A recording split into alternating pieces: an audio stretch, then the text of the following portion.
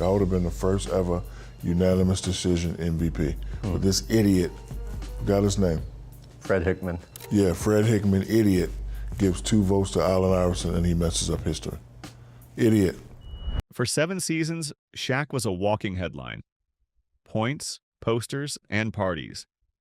He could bulldoze a rim on Tuesday and bulldoze a buffet on Wednesday. People loved the show, but they didn't trust the ending.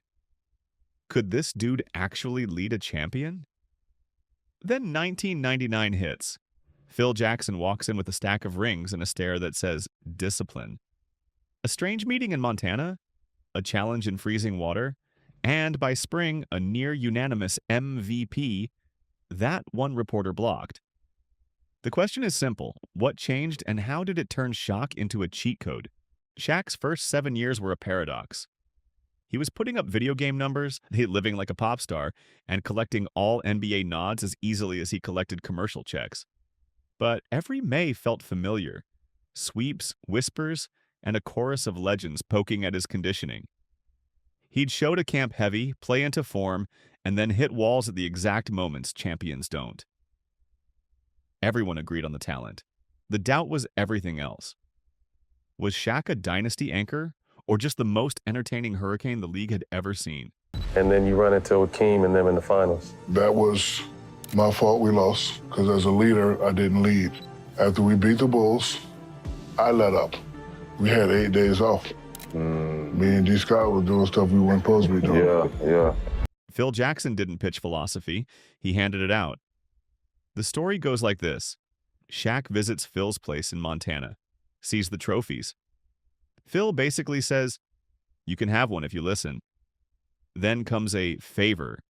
Move a massive log in a freezing lake. It's not about the wood, it's about buy-in, authority. After the cold water initiation, the conversation turns blunt. Drop the weight. Save your knees. Be ready for 40 minutes. Message received. Training camp arrives and the big diesel doesn't just look big. He looks carved. The intimidation factor goes from 10 to why are we even showing up? But that wasn't the whole story. Triangle tension. Kobe versus the system. Phil installs the triangle and puts the ball where gravity lives, on the block, through Shaq. Kobe's competitive fire could light a city, and he didn't love being a spoke when he wanted to be the hub. Practices got chippy. Possessions got sticky. The team cooked, but the vibe curdled. Then fate forced a reset. Kobe injures his wrist. Suddenly the triangle becomes a metronome. Pass, cut, seal. Shaq's touches come on time, and the damage is immediate. Soft hooks, quick spins, the black tornado pivot that flips a defender's weight into an open lane.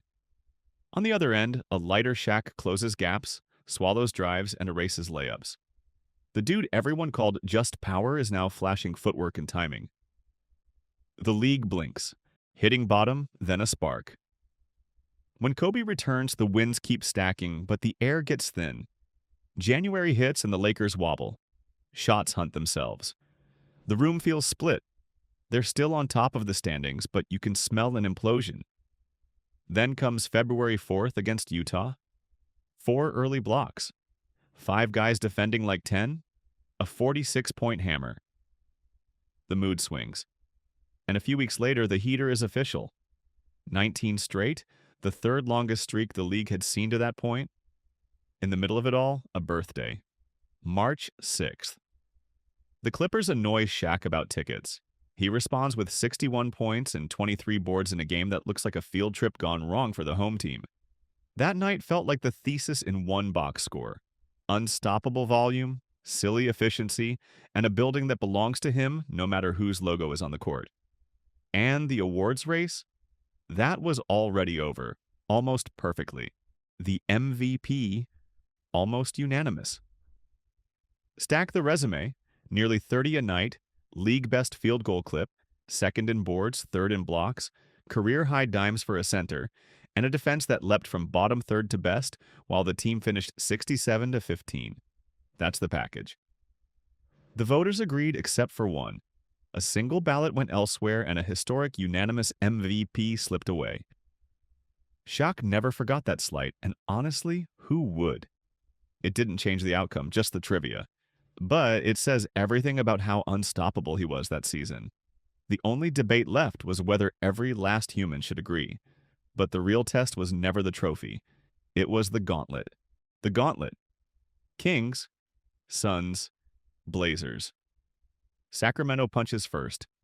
Up-tempo, fearless, and dangerous. The series hits a deciding game.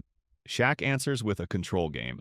Boards, blocks, kickouts, and a steady 30 and 15 tone that says, "We're moving on." Phoenix gets 5 games and a firm handshake. Then it's Portland. The team built like a toolbox. Long bodies, Sabonis' strength, Sheed's length, Pippen's brain. They rough the series into a canyon, and by Game 7 LA is trailing by 15 with 10 minutes left. Then whistles stack on Portland's bigs and the geometry shifts. Deeper catches, better reads. The triangle breathes again.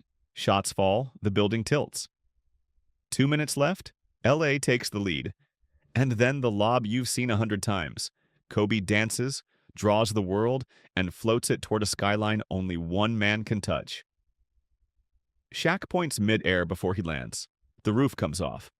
The Blazers don't. Series over. And the finals? That's where the myth becomes math. The finals. A monster on national TV. Indiana has Reggie's fire, clever guards, and smart vets. What they don't have is an answer for a 7'1" avalanche. Game 1, 43 and 19. Game 2, 40 and 24. Every touch feels like a crisis for the Pacers. By the end of 6 games, the averages look fake. 38.0 points, 16.7 boards, 2.7 blocks on outrageous efficiency. Finals MVP by unanimous call. Seasonal sweep. Regular season MVP. All-Star MVP. Finals MVP. A tiny, historic club. And the tape? It's a masterclass in pressure. Double and he sprays it. Single and he buries you. Foul and the entire Lakers roster is in the bonus 5 minutes early. The Pacers fought, the physics lost. What if 2000 Shaq played today? Picture him in a spacing era, 4 shooters, all cut ready, and a paint nobody else is allowed to rent. Teams would burn through centers like matchsticks just to survive the foul count. The counters are obvious: switch, swarm, front. But the cost is brutal: wide open threes, putbacks, and whistle fatigue. Would he hit 40% from deep? Number. Would it matter? Not even a little. The league would have to re-roster itself to handle a single human. That's what 2000 Shaq was. A problem you didn't solve, only scheduled. So here's the real question. In today's NBA, who lasts an entire 7-game series guarding him without fouling out? And how many would you need on payroll to try?